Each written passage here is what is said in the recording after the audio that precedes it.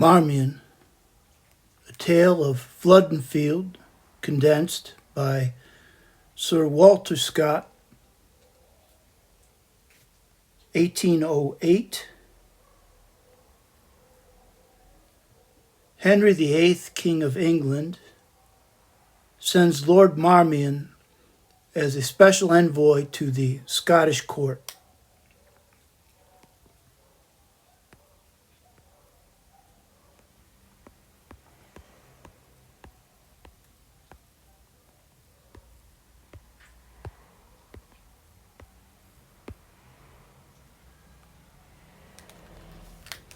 Day set on Norham's castled steep, and Tweed's fair river broad and deep, and Cheviot's mountains lone, the battled towers, the donjon keep, the loophole grates where captives weep, the flanking walls that round it sweep, in yellow luster shone. The scouts had parted. On their search, the castle gates were barred. Above the gloomy portal arch, timing his footsteps to a march, the warder kept his guard. Low humming as he paced along, some ancient border gathering song, a distant trampling sound he hears. He looks abroad and soon appears o'er Horncliffe hill, a plump of spears beneath a pennon gay, a horseman darting from the crowd like lightning from a summer cloud. Spurs on his mettled courser proud before the dark array. Beneath the sable palisade that closed the castle barricade, his bugle horn he blew. The warder hasted from the wall and warned the captain in the hall, for well the blast he knew, and joyfully that night could call to sewer, squire, and seneschal.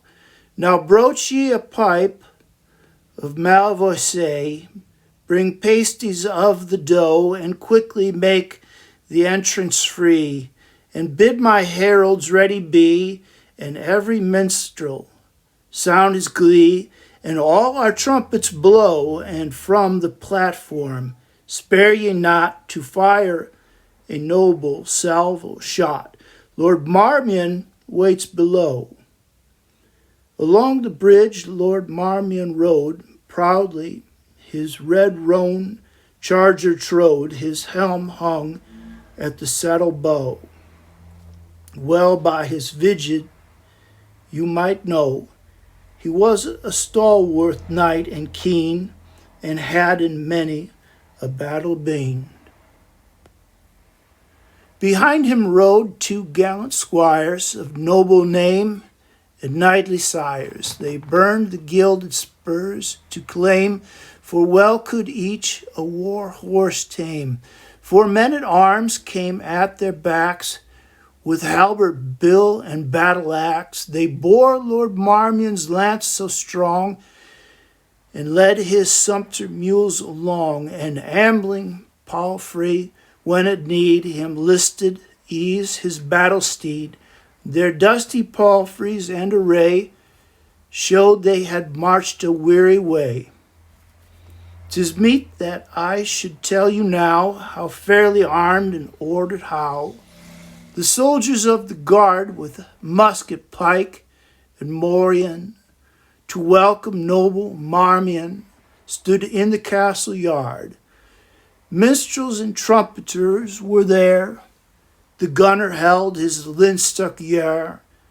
For welcome shot prepared entered the train, and such a clang as then through all his turrets rang, old Norham never heard.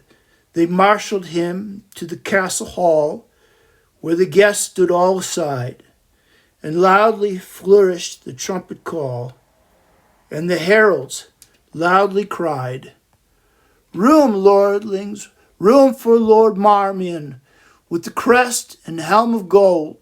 Full well we know the trophies won in the list of Cotteswold. There vainly Ralph de Wilton strode, 'gainst Marmion's force to stand. To him he lost his lady love, and to the king his land. Ourselves beheld the listed field, a sight both sad and fair.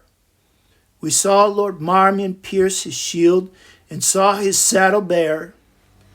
We saw the victor win the crest he wears with worthy pride, and on the gibbet tree reversed his foeman's scutcheon tide.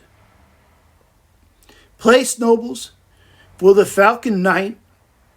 Room, room, ye gentles gay, for him who conquered in the right, Marmion of Fautigny. Then stepped to meet that noble lord, Sir Hugh the Heron bold, Baron of Twisell and of Ford, and captain of the hold. He led Lord Marmion to the dais, raised o'er the pavement high, and placed him in the upper place. They feasted full and high. The whiles a northern harper rude chanted a rhyme of deadly feud. Now, good Lord Marmion, Heron says, of your fair courtesy I pray you bide some little space in this poor tower with me. Now pledge me here, Lord Marmion, but first I pray thee fair, where hast thou left that page of thine that used to serve thy cup of wine, whose beauty was so rare? That boy thou thought'st so goodly fair he might not brook the northern air. More of his fate if thou wouldst learn, I left him sick in Linden's fair. Enough of him, but if with royal James's bride, the lovely Lady Heron bride, behold me here a messenger, your tender greetings prompt to bear, for to the Scottish court addressed I journey at our king's behest, and pray you of your grace provide for me and mine a trusty guide. For such like need my lord, I trow, Norham can find you guides enow. For here be some have pricked as far on Scottish ground as to Dunbar. Now in good sooth, Lord Marmion cried, were I in warlike wise to ride, a better guard I would not lack. Then your start forayer is at my back. But as in form of peace I go, a friendly messenger to know, why, through all Scotland near and far, their king is mustering troops for war. The sight of plundering border spears might justify suspicious fears. A herald were my fitting guide, on friar sworn in peace to bide, or pardoner, or traveling priest, or strolling pilgrim. At the least, the captain mused a little space, and passed his hand across his face. Fain would I find the guide you want, but ill may spare a pursuivant. Friar John of Tilmouth were the man, a blithesome brother at the can, a welcome guest in hall and bower. He knows each castle, town, and tower, in which the wine and ale are good, twixt Newcastle and Holyrood. Young Selby at the fair I'll brood carved to his uncle and that lord, and reverently took up the word. Kind uncle, woe were we each one, if harm should hap to brother John. Last night to Norham there came one, will better guide Lord Marmion. Nephew, quoth Heron, by my fay, well hast thou spoke. Sal forth thy say. Here is a holy palmer come, from Salem first and last from Rome, one that has kissed the blessed tomb, and visited each holy shrine in Araby and Palestine. Gramercy, quoth Lord Marmion, full loath were I that Friar John, that venerable man for me, were I placed in fear or jeopardy, if this same palmer will me lead from hence to Holy Rood, like his good saint I'll pay his meed, instead of cockle shell or bead, with angels fair and good. Ah, noble sir, young Selby said, and finger on his lip he said, this man knows much, perchance, nor more than he could learn by holy lore. Still to himself he's muttering and shrinks as at some unseen thing. Let pass, quoth Marmion, by my fay, this man shall guide me on my way, although the great arch-fiend and he had sworn themselves of company. So please you, gentle youth, to call this palmer to the castle hall. When as the palmer came in hall, nor lord nor light was there more tall, or had a statelier step withal, or looked more high and keen, for no saluting did he wait, but strode across the hall of state, and fronted Marmion where he sate, as he his peer had been. But his gaunt frame was worn with toil, his cheek was sunk, alas the while, and when he struggled at a smile, his eye looked haggard wild.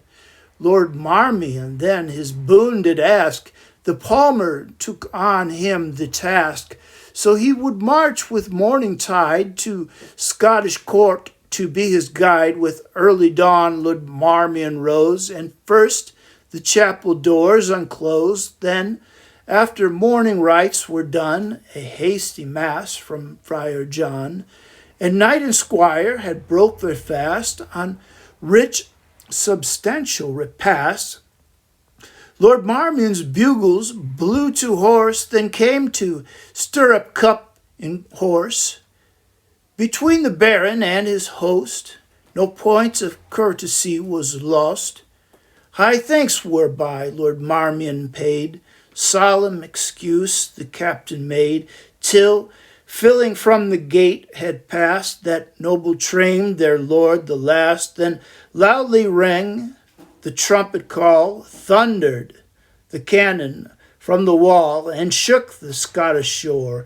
Around the castle eddied slow volumes of smoke as white as snow, and hid its trumpets' roar, till they rolled forth upon the air, and met the river breezes there, which gave again the prospect fair.